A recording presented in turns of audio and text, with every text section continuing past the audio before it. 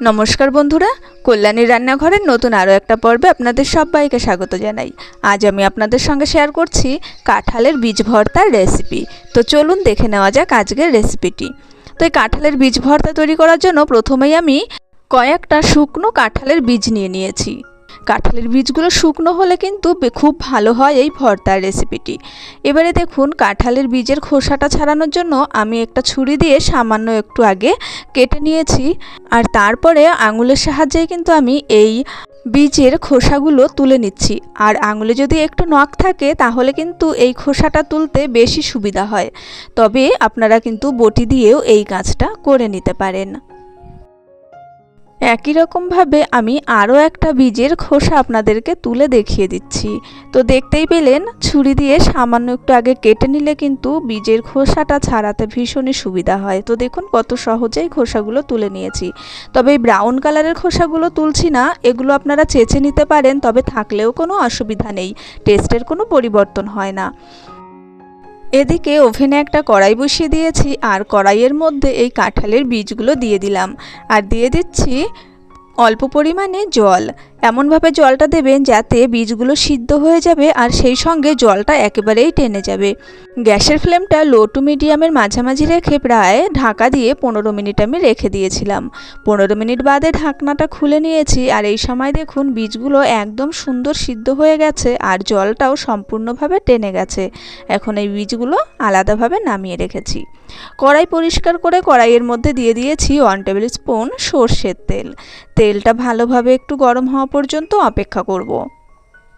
খুন্তি দিয়ে তেলটা কড়াইয়ে চারিদিকে একটু লাগিয়ে তার মধ্যে দিয়ে দিয়েছি কয়েকটা শুকনো লঙ্কা।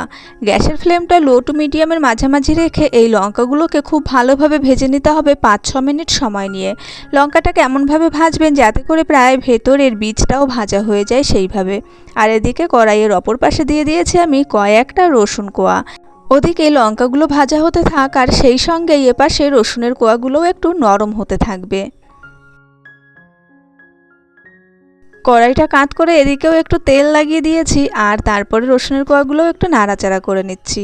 তাহলে আমাদের কাজটা অনেক সহজ হয়, অর্থাৎ কম টাইমের মধ্যে কিন্তু কাজগুলো কমপ্লিট হয়ে যাবে। তো এদিকে দেখুন আমার লঙ্কাটা ভাজা হয়ে গেছে। এবার লঙ্কাটাকে নামিয়ে নিচ্ছি একটা প্লেটে।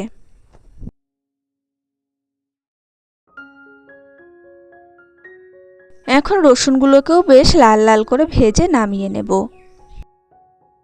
তো দেখুন প্রায় একই সঙ্গেই রসুনগুলোও কিন্তু ভাজা হয়ে গেছে, আর রসুনগুলো এখন প্লেটে নামিয়ে রাখবো।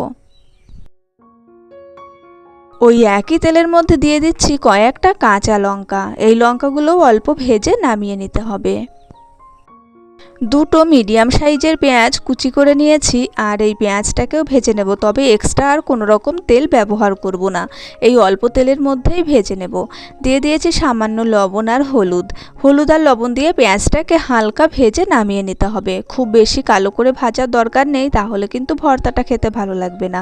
জাস্ট একটু গোল্ডেন ব্রাউন কালার আসলে আর পেঁয়াজটা একটু নরম নরম হয়ে গেলেই নামিয়ে নিতে হবে। তো আপনারা দেখে বুঝতে পারছেন আমি পেঁয়াজটা কতটা ভেজে নিয়েছি। তো এদিকে দেখুন বীজগুলো আমি ধুয়ে নিয়েছি। সিদ্ধ করার পরে বেশ একটা লাল লাল জল বের হয়, আর তারপরে ধুয়ে নিলে বেশ পরিষ্কার লাগে দেখতে। এবার একটা শিলনোড়া নিয়েছি, আর এই বীজগুলোকে একটু বেটে নিতে হবে। তবে একবারে বেশি পরিমাণে বীজ দিয়ে বাটবেন না, তাহলে কিন্তু এগুলো ছিটে এদিক ওদিকে চলে যাবে। তো অল্প অল্প করে বীজ দিয়ে একটু করে বেটে নিতে হবে। একদম মিহি করে বাটার কোনো দরকার নেই, জাস্ট একবার করে বাটবেন। এটাতে যতটুকু করে বাটা হয় ওটাতেই কিন্তু ভর্তার জন্য একদম রেডি হয়ে যাবে। তবে অনেক বন্ধুরাই জিজ্ঞাসা করেন যে এগুলো মিক্সিং গ্রাইন্ডারে বেটে নিলে কোনো অসুবিধা আছে কিনা। তবে আপনারা নিশ্চয়ই জানেন যে কোনো ভর্তা শিলে বাটলেই কিন্তু খেতে বেশি ভালো লাগে, আর এটার মধ্যে একটা ট্র্যাডিশান থাকে যেটা মনের একটা শান্তি দেয়। তবে মিক্সিং গ্রাইন্ডারে বাটলেও খুব বেশি খারাপ লাগে না, মোটামুটি বেশ ভালোই লাগে। তো আপনাদের অসুবিধা থাকলে অবশ্যই মিক্সিং গ্রাইন্ডারে বেটে নেবেন, তবে শিলে বাটলে কিন্তু টেস্টটা সত্যি অনেক গুণ বেড়ে যায়। তো অল্প অল্প করে এই বীজগুলো নিয়ে আমি বেটে একটা পাত্রে নামিয়ে রাখছি। তো দেখুন চলে এলাম এবার ভর্তাটা রেডি করার জন্য। প্রথমেই কয়েকটা লঙ্কা আমি কমিয়ে রাখছি, কেননা এতটা লঙ্কা ভর্তায় দেব না, পরে যার প্রয়োজন হবে সে নিয়ে নেবে। এখন প্লেটে খানিকটা লবণ দিয়ে দিয়েছি, আর এই লবণ দিয়ে কিন্তু লঙ্কাগুলোকে ভালোভাবে গুলে নিতে হবে। এই ভেজে রাখা কাঁচা লঙ্কা এবং ভেজে রাখা শুকনো লঙ্কার কয়েকটা আমি লবণের সঙ্গে গুলে নিচ্ছি। লঙ্কাগুলো ভালোভাবে গুলে নেওয়ার পরে রসুনটাকেও গুলিয়ে নেব লঙ্কার সঙ্গে। রসুনগুলোকে একটু চেপে চেপে ভেঙে দিতে হবে, তারপরে রসুনটাকে ভালোভাবে কিন্তু গুলে নেব।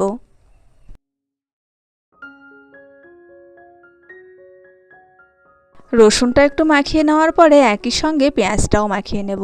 তো এই লঙ্কা, রসুন, পেঁয়াজ একসঙ্গে মাখিয়ে নিয়ে তারপরে দিয়ে দেব বেটে রাখা কাঁঠালের বীজগুলো।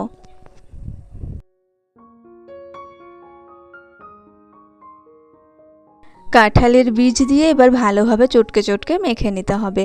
যেহেতু আমরা পেঁয়াজ ভাজার সময় লবণ দিয়েছিলাম এবং এই লঙ্কাটা গুলানোর সময়ও লবণ দিয়েছি, তাই এখন কিন্তু আর লবণ দেওয়ার কোনো দরকার নেই।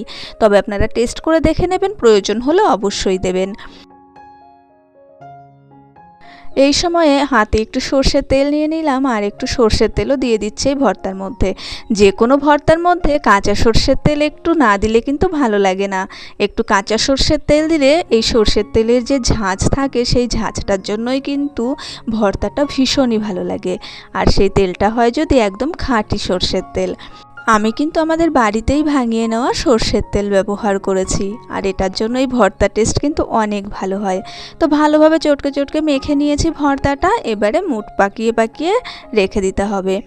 তো এরকম একটা ভর্তা যদি গরম ভাতের সঙ্গে থাকে তাহলে এক থালা ভাত কিন্তু নিমেষেই শেষ হয়ে যায়, অন্য কোনো কিছুর কিন্তু আর প্রয়োজনই হয় না। আর বছরের এই একটা সময়ই পাকা কাঁঠাল যেহেতু পাওয়া যায়, আর বীজটাও তাই এই সময়ই পাওয়া যায়, তাই এই পাকা কাঁঠালের বীজ থাকতে থাকতে অবশ্যই একবার এরকম কাঁঠাল বীজের ভর্তা তৈরি করে দেখুন।